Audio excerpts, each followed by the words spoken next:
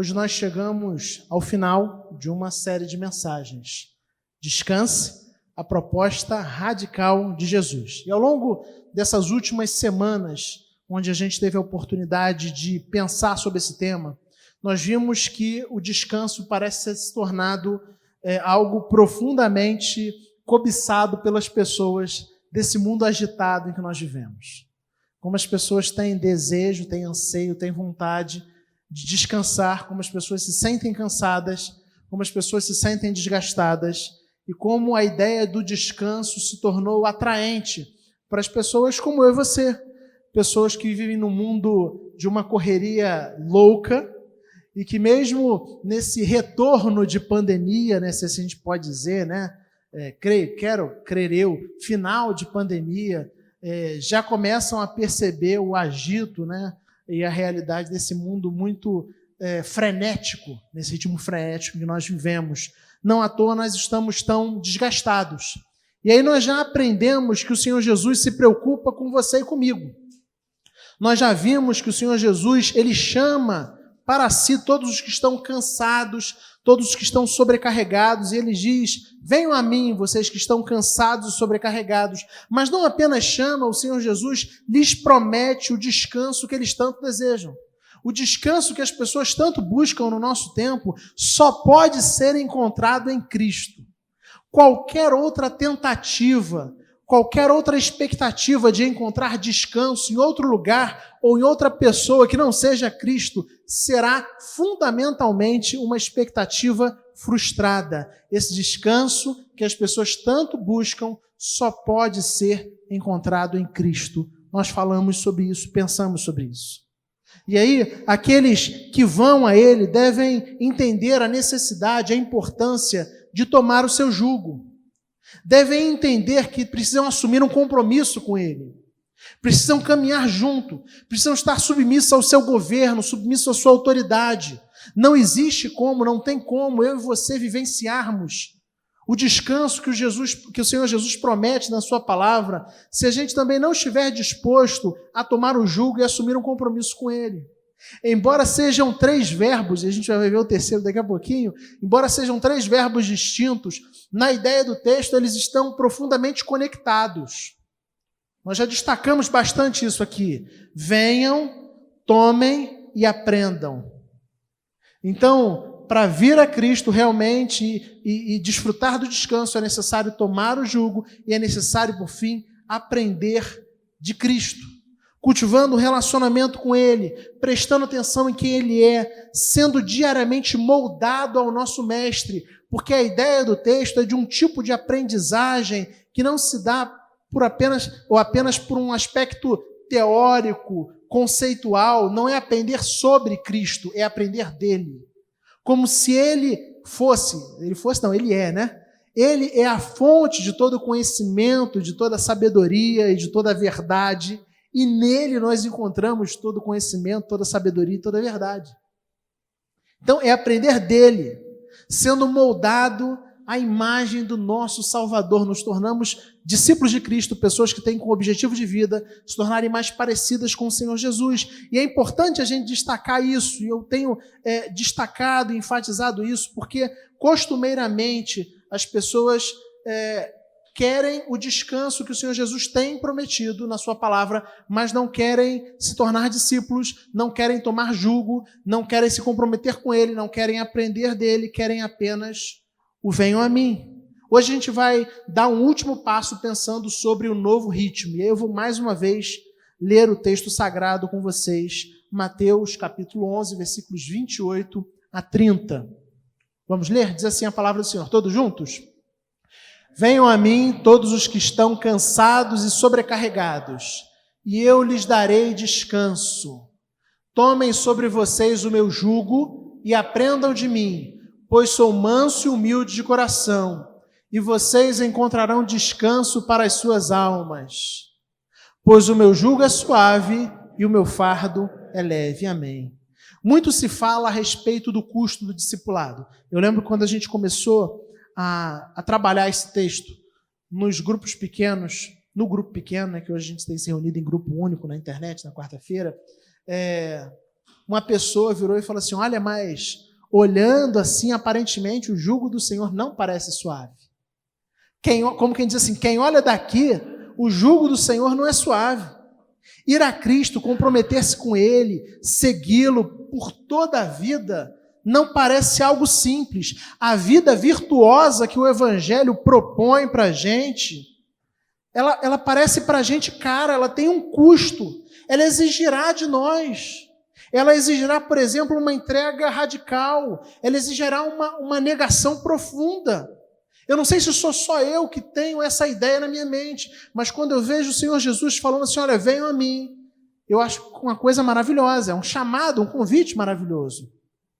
Mas quando eu vejo o Senhor Jesus dizendo assim, olha, tomem o meu jugo e aprendam de mim, porque eu sou manso e humilde de coração, eu começo a pensar assim, olha, essa caminhada com o Senhor, esse caminho do discipulado é um caminho difícil, é um caminho desafiador. Existe um custo. Quantas e quantas vezes, como pastor, já ouvi pessoas falando disso. Pessoas dizendo, olha, pastor, eu gosto dessa ideia do Evangelho, eu gosto das promessas do Evangelho, mas o problema do Evangelho é que viver aquilo que o Evangelho propõe é muito difícil. Viver o tipo de vida virtuosa que o Evangelho propõe é muito difícil. A gente não precisa nem caminhar muito, a gente pode, por exemplo, para as bem-aventuranças em Mateus 5, onde o texto bíblico fala, bem-aventurados os pacificadores. Será que é fácil ser pacificador? Bem-aventurados os mansos, é fácil. Bem-aventurados que têm fome e sede de justiça, e a gente começa a ler o Evangelho, e a gente começa a perceber e a entender que a proposta que o Evangelho tem para as nossas vidas é uma proposta que tem um custo. E, naturalmente, as pessoas falam do custo. A gente ouve dentro das igrejas as pessoas dizendo, olha, seguir Jesus não é fácil. Você já ouviu isso? Alguém diz assim, seguir Jesus não é fácil. Não é uma decisão fácil. Porque tem muitas implicações profundas. E quando as pessoas começam a perceber que esse evangelho de Cristo, ele tem implicações na nossa vida por completo, ele afeta os nossos relacionamentos, ele afeta as nossas famílias, ele afeta a nossa maneira de fazer negócios. Quando a gente começa a perceber que esse evangelho, ele não é apenas um discurso ou um lugar ou uma religiosidade que é expressa num lugar onde a gente vai domingo, de 6:30 da tarde até as 8, quando a gente começa a perceber que esse evangelho tem a ver com quem nós somos, de segunda a segunda, muitos naturalmente dão um passo atrás por não estarem dispostos a seguir nesse caminho. E eu creio que os versículos 28 e 29 falem exatamente do custo do discipulado.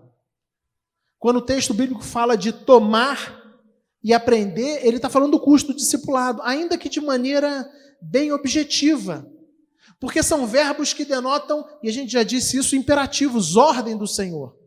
São ordens do Senhor, de maneira que não vir, não tomar o jugo, não aprender dele é desobediência. E desobediência tem consequência. Quando a gente entende e percebe que esse chamado do Senhor para a gente tem a ver com rendição, tem a ver com entrega, tem a ver com compromisso, tem a ver com submissão, tem a ver com buscar manter no coração um espírito ensinável, um coração de aprendiz, um coração de discípulo, que tem a ver com abandonar o controle da nossa vida, da nossa história, e entregar o controle da nossa vida, da nossa história nas mãos do Senhor. Naturalmente, muitos dão um passo atrás dizendo, olha, o custo do discipulado é muito alto. É muito caro, vai me sair muito caro seguir esse Jesus. Vai sair muito caro para mim, é muito custoso, é muita exigência para mim caminhar como esse Jesus quer que eu caminhe, viver como Ele quer que eu viva. Mas hoje nós chegamos ao final do texto. E aí no final do texto, o Senhor Jesus encerra esses versículos com o versículo 30. Pois o meu jugo é suave e o meu fardo é leve. Pois o meu jugo é suave e o meu fardo é leve. E o fato da frase começar com uma conjunção, pois, indica para a gente que para a gente entender, a gente precisa ir ao final do versículo anterior. E o que é o final do versículo anterior? Vocês se lembram? Não? A frase é: e vocês encontrarão descanso para as suas almas, pois o meu jugo é suave e o meu fardo é leve. Então, o que o texto está falando é que nós encontraremos esse descanso que a gente tanto busca, esse descanso que a gente tanto anseia, a gente vai encontrar exatamente pelo fato de que o jugo do Senhor é suave e o seu fardo é leve. Essa é a garantia do nosso descanso. Então é como se o versículo 30 apresentasse as garantias que nós temos de que encontraremos o descanso que tanto buscamos. E aí, embora a palavra suave seja escolhida pela tradução, não esteja incorreta, a verdade é que ela aponta muito mais para o efeito do que propriamente para a causa. Ela tem a ver com um efeito, mas não a ver necessariamente com a causa. Se a gente pensar numa tradução talvez mais literal do grego, apontaria para algo do tipo um jugo útil, jugo que serve, jugo que é adequado. A gente já viu que os jugos ou cangas eram instrumentos de madeira, via de regra utilizados sobre o boi para tração. Então você colocava uma junta de bois, colocava lá o jugo sobre eles, né? E eles utilizariam esse instrumento, era um instrumento para tração, para que eles puxassem um arado ou coisa do tipo. Mas, voltando à ideia do texto, a ideia de um jugo adequado ao quem carrega, né, traz para a gente a noção de que bons jugos eram feitos sob medida para o animal que iria utilizar. Os comentaristas, inclusive, falam isso. Como se existissem pessoas capazes de fazer bons jugos. Jugos que, quando fossem utilizados ao longo do trabalho para tração, eles seriam utilizados, seriam colocados, né, sobre os bois, mas eles não trariam incômodo, nenhum tipo de incômodo adicional, além do incômodo já existente pela desafiadora tarefa de carregar um boi, de carregar um arado, por exemplo. Fazer uma tração já exige força. Agora você imagina fazer uma tração puxando um arado, tendo um jugo que não se adequa bem a você. Um jugo que machuca as suas costas. Um jugo que aperta você. Um jugo que incomoda. Então, além do custo, do peso, de carregar o peso, o que tem que ser carregado, ainda existiria um desgaste adicional desse jugo mal feito. É interessante que o texto fale para a gente do jugo de Jesus, que é traduzido como suave, mas na verdade aponta para um jugo útil, um jugo que serve, um jugo que é adequado ao que carrega. Porque normalmente a gente pensa em jugo como peso, como sinônimo de opressão, não é isso que normalmente a gente vem à nossa mente?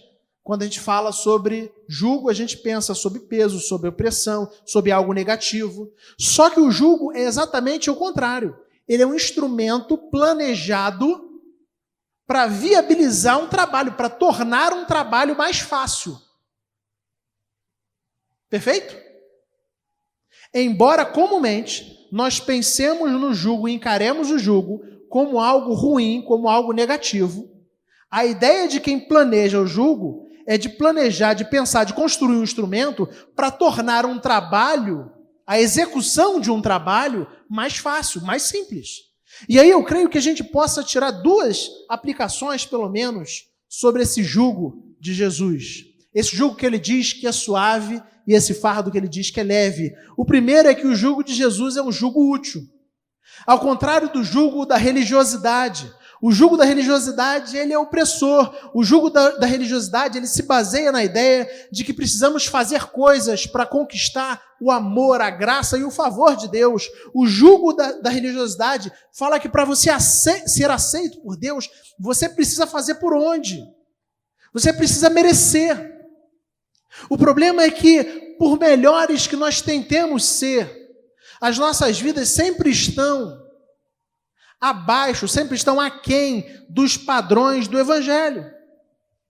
Por isso, esse jugo da religiosidade, ele só gera frustração, ele só gera desgaste, Porque a gente olha para a nossa vida e percebe, olha, por mais que eu me esforce, por mais que eu tente, por mais que eu me dedique, por mais que eu empenhe, quando eu olho para a minha vida, eu ainda vejo a minha vida com muita distância daquilo que a palavra de Deus diz que eu tenho que ser.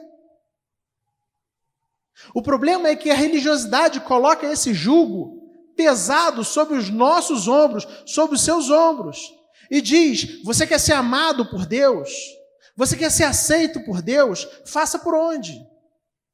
E o contrário também é verdade. Se você não fizer por onde, você vai ser odiado por Deus. E Deus vai castigar você. E às vezes a gente começa a olhar e pensar e interpretar a nossa vida sob essa lógica da religiosidade. Acontecem coisas boas, a gente começa a achar que está acontecendo coisas boas. As coisas boas são fruto do nosso esforço pessoal, do nosso merecimento. Na verdade eu fiz por onde? Eu pavimentei o caminho para ter o sucesso que eu estou encontrando. Da mesma forma, quando acontecem coisas ruins, a gente começa a achar que Deus está pesando a mão em nós. Alguma coisa de errado eu devo ter feito. Então Deus está pesando a mão em nós. Percebe que na ideia da religiosidade nunca tem a ver com o que Deus quer fazer, com o projeto de Deus, sempre tem a ver com o que você e eu estamos fazendo. O problema é que por mais que nós nos dediquemos, por mais que nós nos afastemos, esse jugo da religiosidade ele só nos afasta de Deus. Porque o padrão do evangelho está muito acima do que eu e você conseguimos viver. O padrão do evangelho é Cristo. Cristo é perfeito, Cristo é santo, Cristo é justo, Cristo é verdadeiramente manso, Cristo é humilde. Esse é o padrão. E a gente olha para a nossa vida e vê a distância disso. E a gente se frustra na tentativa de ser o nosso próprio Salvador. Porque, presta bastante atenção no que eu vou dizer, só existem duas formas de viver a vida. Só existem duas formas. Ou você permite que Cristo seja seu Salvador, ou você está tentando ser o seu Salvador sozinho. Ou o jugo é de Cristo, ou o jugo é seu. Ou você acha que Deus entende e crê que Deus te aceita por aquilo que Cristo fez na cruz do Calvário por você, ou você está tentando provar o seu valor para Deus. O fato é que nós somos aceitos por aquilo que Jesus fez. O jugo de Jesus é útil, é o jugo do Evangelho. E o Evangelho diz que nós somos amados e aceitos por Deus, não por aquilo que a gente faz, mas por aquilo que Jesus fez. Nós somos aceitos por Deus por meio do sacrifício de Jesus. O que está em jogo são os méritos de Cristo e não os nossos méritos. O que está em jogo é a perfeição de Cristo, não a nossa perfeição. Para aqueles que estão em Cristo, a lei de Deus ela é útil, não como peso sobre as nossas costas, mas para nos direcionar, para nos mostrar a maneira como nós devemos viver. A maneira de viver de gratidão, uma maneira que honre o Senhor, uma maneira que honre nosso Salvador. É como Romanos, capítulo 6, versículo 4 diz, pois o pecado não os dominará, porque vocês não estão debaixo da lei, mas debaixo da graça. Não é que a lei de Deus tenha perdido o valor e o significado para a gente. Quer dizer que para nós que estamos em Cristo, a lei de Deus não nos condena mais. Porque Jesus assumiu a condenação no meu lugar e no seu lugar.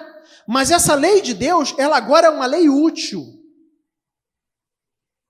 Porque ela é uma lei que traz parâmetro, traz direção para aqueles que em gratidão entendem o que o Senhor Jesus fez por eles e querem viver de uma maneira que honre esse Jesus.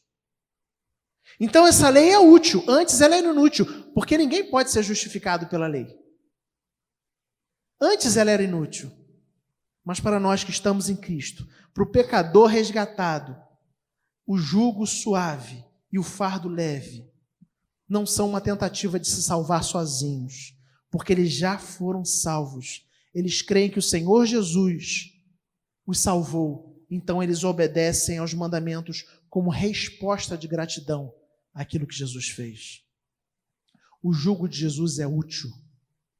o jugo de Jesus é útil. Eu quero encorajar você, então, a olhar a palavra de Deus como direção e não como condenação. Você que está em Cristo, você que já foi lavado pelo sangue do Cordeiro, entenda, não existe mais condenação para aqueles que estão em Cristo. Entenda que a lei de Deus hoje serve como direção para a sua vida. Não é que não exista pecado. É claro que existe pecado. É claro que existe certo e errado. Mas Deus dá a lei dele para que eu e você possamos viver de uma maneira que honre o seu nome. E quando a gente segue a lei de Deus, a gente vive de uma maneira feliz. Primeiro, porque a gente está glorificando o Senhor das nossas vidas. Mas segundo, porque muito do nosso sofrimento é oriundo das escolhas pecaminosas dos nossos corações. Quantas e quantas pessoas, por exemplo, começam uma família desestruturada. A lei de Deus fala, olha, deixa homem, pai e mãe, se une à sua esposa e se tornam uma só carne. A lei de Deus dá uma direção e coloca o ordenamento onde essas coisas devem acontecer. E às vezes as pessoas invertem essa ordem, subvertem aquilo que a lei de Deus manda. E aí escolhem uma outra forma. Engravidam antes de casar ou fora do casamento. E Deus perdoa? É claro que Deus pode perdoar. Não estou dizendo que Ele não perdoa, mas as consequências dessas escolhas ficam. Será que você não conhece famílias desestruturadas? Eu conheço muitas. Muitas. Quando o simples viver de acordo com a direção dada por Deus já traria alívio para muito do nosso sofrimento. Muito do sofrimento, dificuldade que eu e você precisamos lidar tem a ver com as escolhas pecaminosas que nós fazemos. Às vezes, como pastor, uma das coisas que a gente faz é aconselhamento pastoral.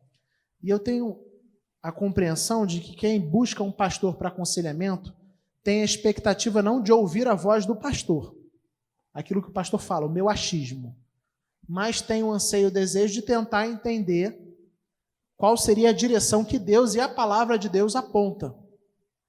E quantas vezes, queridos, eu já, em conversa, em aconselhamento, já falei assim, olha, o que a palavra de Deus diz para você, em situações como essa que você está vivendo, é que você tome essa direção. E aí o sorriso que estava no rosto de quem veio conversar com o pastor rapidamente se fecha e é seguido de uma frase do tipo, mas isso aí eu não estou disposto a fazer. Quanto do sofrimento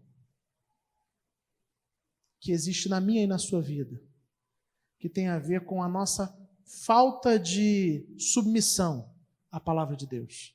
A palavra de Deus aponta o caminho. É um jugo útil. Pauta a maneira em que eu e você podemos viver. Mas o segundo aspecto que eu gostaria de destacar é que o jugo de Jesus é adequado. Utilizando tão somente as ideias da tradução. O jugo de Jesus é um jugo adequado, personalizado.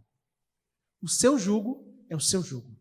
O jugo que Jesus dá para você é seu. É seu. Não é para mais ninguém. Ele foi feito sob medida. A vida que Jesus tem para nos dar não é uma carga para nos machucar. Assim como o jugo de madeira que é preparado por um carpinteiro para se adequar aos animais que carregam. Então, alguém que quer construir um jugo, tem um animal e quer levar quer que ele puxe um jugo, né? Puxa um arado, leva esse animal até o carpinteiro, para que o carpinteiro faça um jugo adequado, que se adapte perfeitamente ao animal que carrega o jugo. A minha e sua vida, o jugo que nós carregamos é o jugo de Cristo, que foi preparado pelo carpinteiro de Nazaré para você. Entenda isso. Especialmente para mim e para você. A vida que o Senhor nos dá é feita sobre medida. sob medida para se adequar a nós.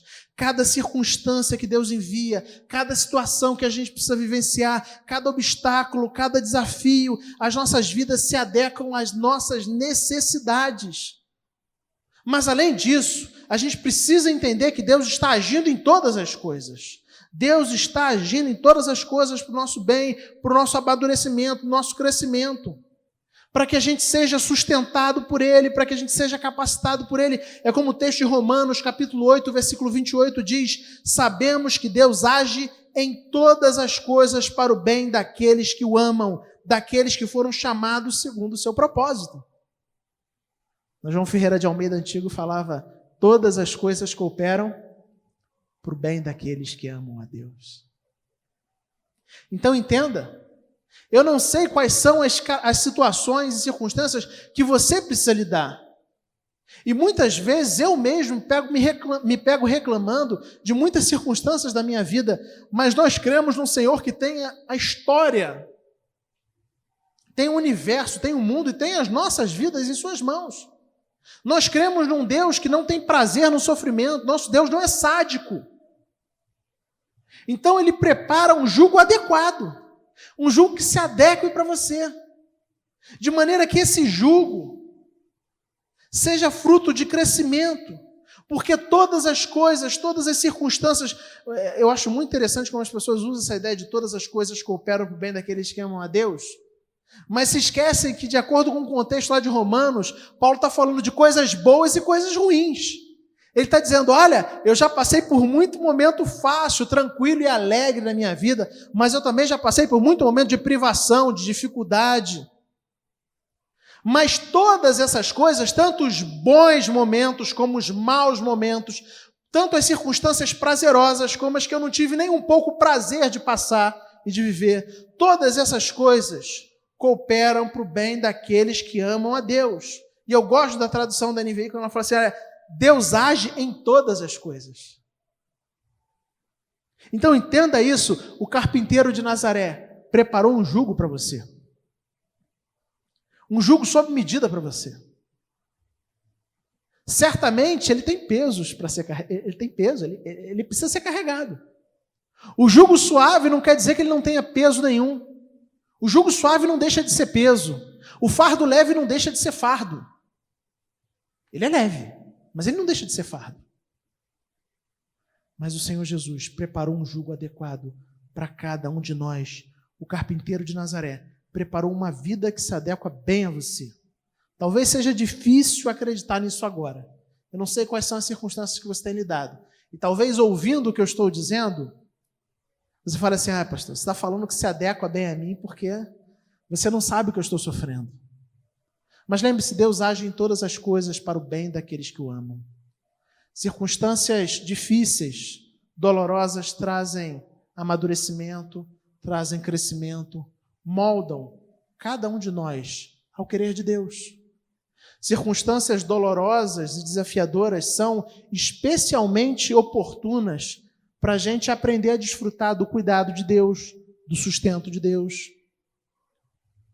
Para a gente entender que a nossa vida não está nas nossas mãos, mas nas mãos do Senhor. Há quem diga que sem circunstâncias desafiadoras, difíceis, se a gente tirasse completamente o sofrimento e a dor das nossas vidas, seríamos todos profundamente imaturos. Profundamente imaturos, vulneráveis. Então entenda isso. O carpinteiro de Nazaré preparou uma vida para você. Às vezes a gente se queixa muito das coisas, reclama muito das coisas, reclama muito das realidades da vida. De fato, eu sei que é desafiador. É desafiador algumas circunstâncias que a gente vive, mas elas foram feitas sob medida para cada um de nós. E talvez eu e você nem consigamos perceber o bem que algumas coisas podem causar. Mas pela fé a gente acredita que todas as coisas cooperam para o bem daqueles que amam a Deus. Como elas cooperam? Não sei. Tem algumas coisas que eu não sei como cooperam, mas Deus sabe. E Ele conhece muito mais a história do que eu e você. Deus tem uma visão muito mais ampla do que a minha visão e a sua visão. Ele sabe disso. Por isso, entenda, o jugo do Senhor é adequado. O carpinteiro de Nazaré construiu um jugo completamente adequado para você e um jugo completamente adequado para mim. Todas as coisas cooperam para o bem daqueles que amam a Deus. Eu quero concluir essa série de mensagens dizendo que aquilo que eu disse no início, muito se fala a respeito do alto custo do discipulado, né? Quantas vezes eu ouço as pessoas dizendo, pastor, mas seguir a Jesus não é fácil. A dona Ida às vezes fala isso comigo, pastor, seguir a Jesus não é fácil não, é difícil. Mas uma das coisas que eu raramente ouço as pessoas dizendo, se o custo, o discipulado, né? O caminho do discipulado ele tem um custo, isso é fato. Mas uma das coisas que raramente ouço as pessoas dizendo é sobre o custo do não discipulado. Você já parou para pensar no custo do não discipulado? Se o custo de seguir a Cristo tem um custo, é custoso, o custo de não segui-lo também é alto. Eu poderia até dizer, é muito mais alto. A gente não pensa sobre o custo do não discipulado. Seguir a Jesus é desafiador, mas uma vida sem Ele é completamente miserável, marcada pelo cansaço, marcada pelo desespero, marcada pelo vazio. Então, eu quero encorajar você a rever essa ideia do caminho do discipulado sob essa perspectiva. Porque a gente foca no custo do discipulado, mas não percebe o custo do não discipulado. E por mais custoso que seja o discipulado, por mais desafiador que seja seguir a Cristo, entenda uma coisa, ainda é infinitamente maior e mais maravilhoso e melhor do que caminhar sem Ele. É muito melhor. A minha oração, então, é para que a gente vivencie esse descanso, entendendo que esse caminho do discipulado tem sim desafios, tem sim compromissos, tem sim exigências, mas ele é infinitamente melhor e menos custoso do que não caminhar com Cristo. Segui-lo tirará você da sua zona de conforto. Segui-lo exigirá de você renúncia. Segui-lo exigirá de você compromisso. Não segui-lo levará você à condenação. Levará você a se perder. Levará você ao desespero e à angústia. O discipulado tem um custo. O não discipulado tem um custo ainda maior. Que eu e você entendamos essa proposta radical de Jesus. Venham a mim, tomem o meu jugo, aprendam de mim, e vocês encontrarão descanso. Pois o meu jugo é suave e o meu fardo é leve. O jugo de Jesus é útil, o jugo de Jesus se adequa. Todas as coisas cooperam para o bem daqueles que amam a Deus. Vamos orar?